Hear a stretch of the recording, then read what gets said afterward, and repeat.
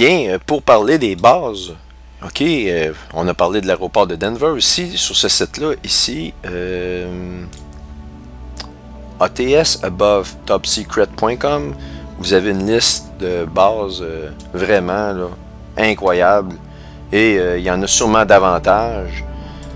Voyez-vous, la base d'Edwards, Flight and Test Facility, ils ont des bunkers, des villes, ils ont des grosses villes en dessous des terres, ils ont creusé pendant des dizaines d'années. Il y en a partout sur la planète, pas juste aux États-Unis. Et ces bases-là, ici, là, bien, si vous pensez que l'Éternel n'a pas vu venir ça, eh bien, vous vous trompez. Je vais vous lire ici un passage de Isaïe 28.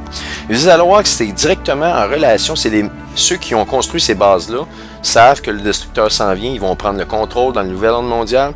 Et ce sont les mêmes personnes qui ont fomenté la guerre qui s'en vient sur Israël, avec l'État palestinien. Ils utilisent les Palestiniens, ils vont même utiliser les Juifs à Israël, dans Israël, à Jérusalem. Car la Bible est claire, il parle l'Éternel à son peuple juif en lui disant, vous avez cru en la paix et la sécurité, voilà pourquoi une ruine subite vient sur vous. Et je vais vous montrer les versets plus tard, mais maintenant je vais vous parler d'Isaïe 28, car l'Éternel parle aux mêmes personnes qui ont fomenté ces guerres-là pour que les peuples s'entretuent. Et la seule cause que ça sert au bout de la ligne, c'est les Illuminati qui tirent les ficelles dans tout ça. Eh bien, parce qu'ils veulent établir à la place de Jésus son règne sur la terre. Et Jésus est le sauveur de toute personne sur terre. Peu importe votre langue, votre dénomination, votre couleur de peau, c'est pas grave, lui, il vous aime, il vous accepte comme vous êtes, il vous a créé comme ça. Il vous connaît, il sonde les cœurs, l'Éternel sonde les cœurs. Maintenant, je lis Isaïe 28, verset 14. Écoutez donc la parole de l'Éternel, homme habitué à la moquerie, et vous qui dominez sur ce peuple à Jérusalem. Ah, dominer sur ce peuple à Jérusalem. Il ne s'adresse pas ici aux Palestiniens, il s'adresse à ceux qui ont fomenté toute cette guerre-là. Les architectes de toutes ces choses-là. Donc, ça rentre exactement dans les prophéties que je vous donne. Ils vont diviser Jérusalem, ils vont l'envahir. Eh bien, écoutez bien ce qu'il leur dit à ces gens-là qui ont fomenté cette guerre-là. Vous vous dites, nous avons conclu une alliance avec la mort, nous avons fait un pacte avec le séjour des morts. Quand le fléau débordant passera, il ne nous atteindra pas, car nous avons la fausseté pour refuge et le mensonge pour abri. Mais oui, la fausseté pour refuge, parce qu'ils ne vous le disent pas qu'ils ont des abris comme ça. Et la fausseté, c'est que c'est là-dedans qu'ils se réfugient, mais ils devraient se réfugier plutôt dans la foi dans Jésus, mais ils ne le feront pas, ils sont complètement, ils ne peuvent pas supporter le nom de Jésus, ces gens-là. C'est pour ça qu'ils font même des rituels sataniques. Ils ont donné leur vie à Satan. À cause de cela, voilà ce que dit l'Éternel, le Seigneur l'Éternel. Pardon, je mets dans Sion, en guise de fondation, une pierre choisie, une pierre angulaire, précieuse, solidement posée. Celui qui s'appuie sur elle sera en sécurité. La pierre angulaire, mesdames et messieurs, n'est nul autre que Jésus. La pierre angulaire à laquelle l'Éternel fait référence est Jésus. Et pourquoi qu'il parle de Jésus en termes de pierre angulaire, c'est qu'il sait très bien que les Illuminati veulent établir leur nouvel ordre mondial. C'est pour ça qu'ils ont une pyramide avec pas de couvert dessus. Ils veulent le remplacer, ils veulent trouver Satan et l'Antéchrist et le remplacement à Jésus pour leur Golden Age, leur millénium, leur âge d'or.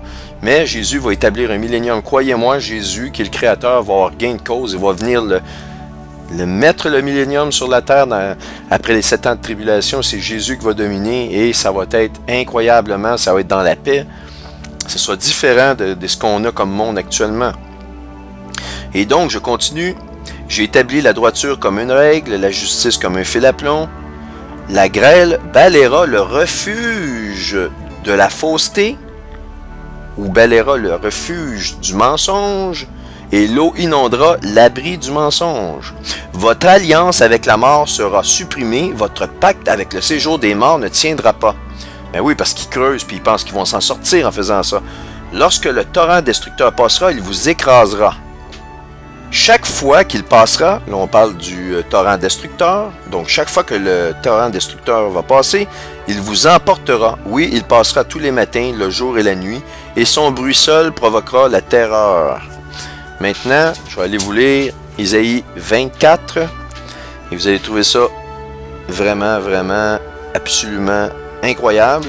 OK, dans Isaïe 24, le verset 17, il est écrit « La terreur, le trou et le piège te menacent, habitants de la terre. » Je vais répéter, il est écrit, Isaïe 24, verset 17, « La terreur, le trou et le piège te menacent, habitants de la terre. » Donc le trou, il y a des gens qui vont se faire offert d'aller dans ce trou-là. Et ils vont avoir tellement le goût physique de survivre, ce qui est normal pour l'être humain. On veut tous prendre des moyens physiques, on veut s'acheter des bunkers, des navires face aux épreuves qui s'en viennent.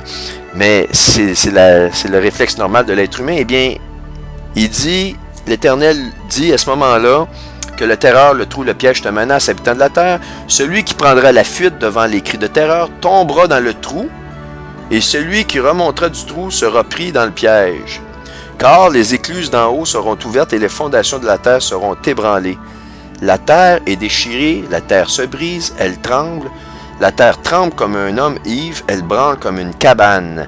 Sa révolte pèse sur elle, elle s'écroule et ne se relève plus. Est-ce que vous trouvez que ça ressemble pas mal au psaume 46 que Yabama vient de vous dire? Ils viennent de lire ça à l'humanité.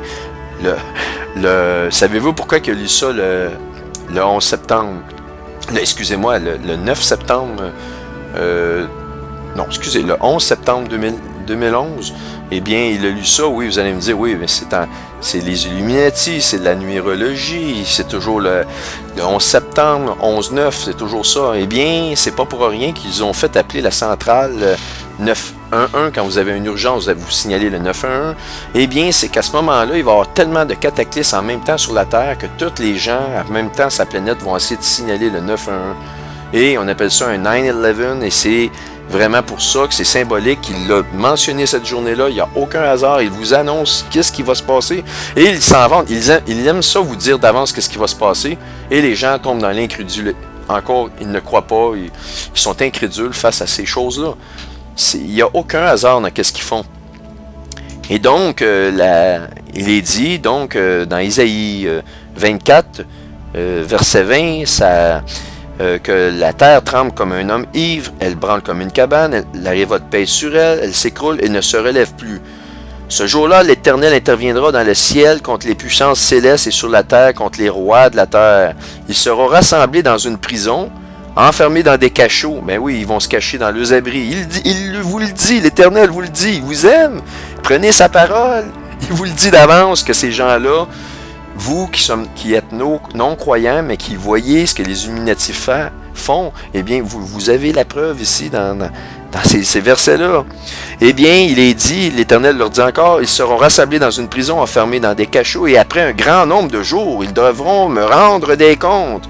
La lune sera couverte de honte, et le soleil de confusion, car l'Éternel, le maître de l'univers, régnera sur le mont Sion et à Jérusalem, resplendissant de gloire devant ses anciens.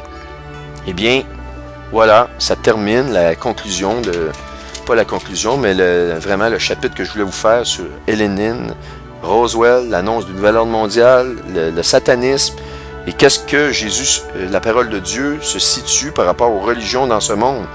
Il ne faut pas se détourner de la parole de Dieu, je vous en supplie, à cause que vous avez eu des mauvaises expériences dans diverses religions. C'est justement le but. Ils ont fait ces religions-là exactement pour ça, pour que vous croyiez dans le mensonge. Amen.